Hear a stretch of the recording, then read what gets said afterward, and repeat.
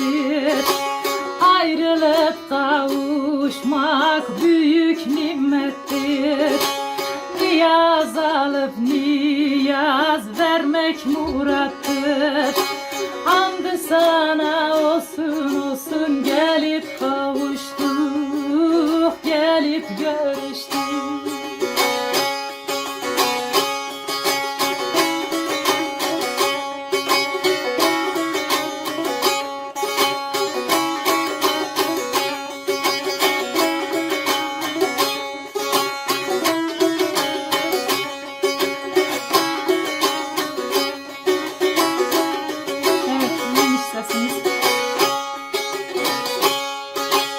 Yerinden ayrılan gülemez olur, gözünün yaşını silemez olur.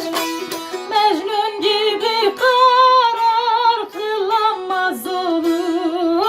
Hamd sana olsun olsun, gelip kavuştum. Yarın arz eyleyen kuş gibi uçar. Ah ettikçe gözden kan yaşlar saçar.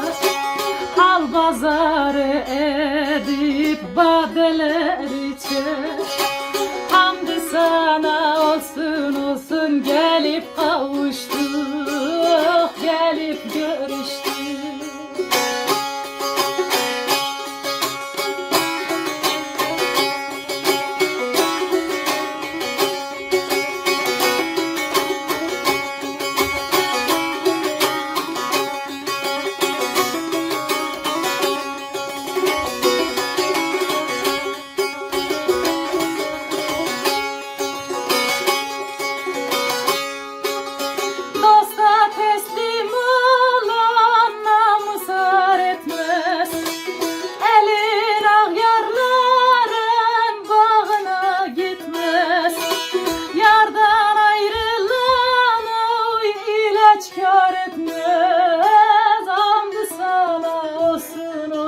Gelip kavuştum.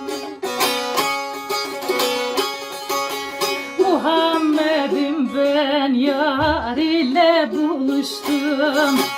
Arzulayıp ne güzelce kavuştum. Güzel güzel tatlı tatlı konuştum. Hamd sana olsun olsun, gelip kavuştuk, gelip görüştük. Muhammed'im ben yar ile buluştum. Arzulayıp ne güzelce kavuştum. Güzel güzel tatlı tatlı konuştuk. Hamd sana olsun olsun, gelip kavuştuk, gelip görüştük.